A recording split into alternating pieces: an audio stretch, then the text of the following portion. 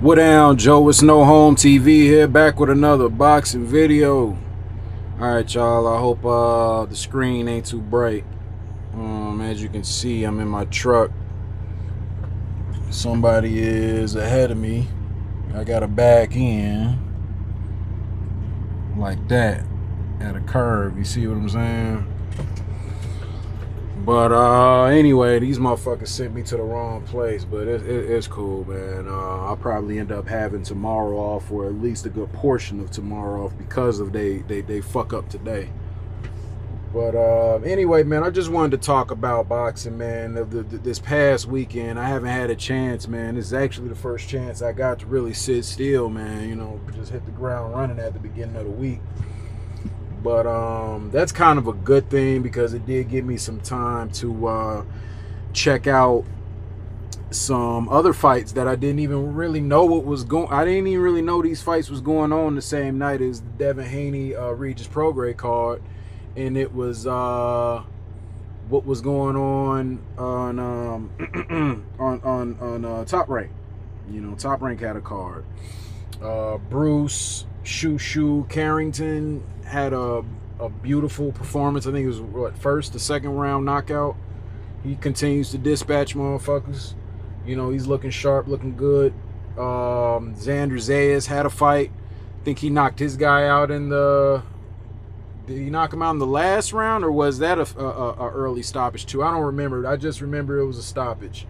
I don't think it was an early stoppage. I think it was a later stoppage, actually. And he was going to that body, man. I think it was like mid stoppage.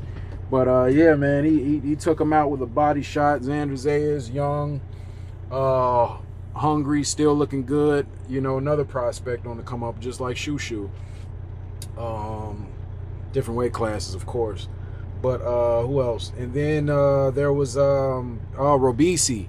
Yeah, Robisi versus I forget the other guy's name, and I should know his name because he upset at Robisi, which I found surprising, because I was like, man, there isn't gonna be anybody that beats this Robisi guy unless it's one of the bigger names. But the other dude was a lot taller than him. But the other dude was a pressure fighter. He wasn't fighting tall.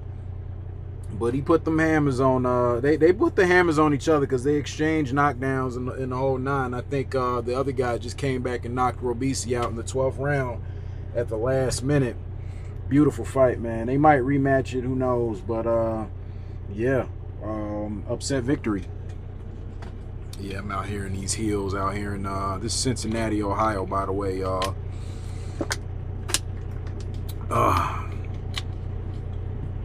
Good water. But anyway, the card that I did see, the Devin Haney DAZN card, Devin Haney versus Regis Prograis card. I'll start from the bottom and work my way up. From what I remember, watching the what was it, Ebony Bridges, you know, the Aussie girl with the big tits, you know, the big titty blonde bimbo chick, you know, who's a come forward fighter herself. She's a pressure fighter, and usually, you know, I follow women's boxing too, and usually her style works on her opponents, but it didn't work on this Japanese opponent that she got, who was also, you know, playing rock'em sock'em robots, but just getting off, you know, better shots than Bridges. She won the decision. And now Bridges has to go back to the drawing board. You know, maybe a little less OnlyFans material, more training. Maybe a little less, you know, cheeky behavior at the weigh-ins. Not that I'm complaining. I'm just saying, maybe a little less of that shit. More focus on, you know, the fight and your opponent and winning, and, you know, actually winning. Speaking of upsets, Montana Love fought Liam Perro. Liam Perro, from what I've heard, was Shakur Stevenson's partner, sparring partner, and either hurt him or dropped him or something. You know, gave Shakur some good work. So going into this fight, I was a little weary, because I know how Montana Love is, man. He's just mentally, he's not there, man. He laid an egg in his last performance against Stevie Spark, another Australian fighter. Ironically enough, just seemed like he don't have no luck with Australian fighters. But he like I said, he laid an egg, went in there, got sparked out, got knocked down the first time, and then Perro came right behind it with a straight 1-2, knocked his ass right back down, and then cleared him that time. I don't think he got up, but it's just, you know, it's one of them things, man. Montana Love, he was kind of a prospect. He was, you know, it was a lot, you know, a lot of marketing behind the dude, you know. Honestly, I think they were just kind of going off his looks. If anything, he was like basically like another Ryan Garcia, just, you know, with less high profile fights, you know, and less profile. But fuck, got a cough. Anyway, yeah, man, he went in there and sparked him out, man. So that's 2 Australians that have knocked out Montana Love. I mean, Stevie Spark didn't knock him out because you know, it was all that roughhouse and shit. He wasn't gonna get knocked out in his hometown, man, in front of his home crowd. So he chose to you know, cur out and throw him over the fucking top rope like it was Royal Rumble or some shit. Got himself disqualified. But if you ask me, that fight was on its way to a knockout victory for the Australian as well, just like this one. Embarrassing. A lot of shit talk up to this fight, but yeah, Montana Love, man, you can get this dude up out of here, man. He's not him. He's not him. He's just not.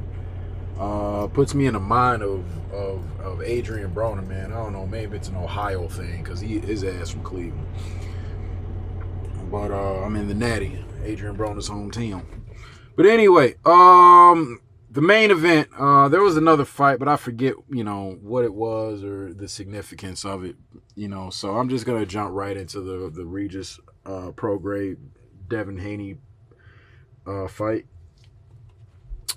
Beautiful masterclass performance by Devin the Dream Haney. Completely outboxed Regis. There's not really much to say about the fight other than you know, Haney hurt Regis a couple times. He knocked him down. Just tight angles, brilliant footwork, the educated jab, just, you know, everything was working, clicking on all cylinders, man. And not only that, but it seems like Devin is, you know, a little bit more powerful up here at 140. Now, going from this point out, we're gonna see what's next for both fighters. I'll be back with another video to talk about that, as far as like what I feel is next for both fighters, or what could be next, or what should be next, or what they should be shooting for, in my humble opinion, because motherfuckers gonna do what they want to do.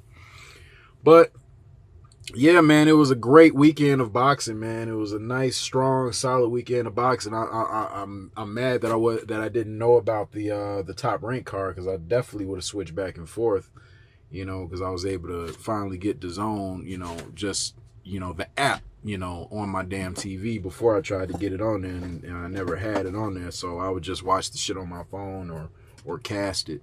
But anyway, man, it's no home TV, man. I'll be back with another one. Peace.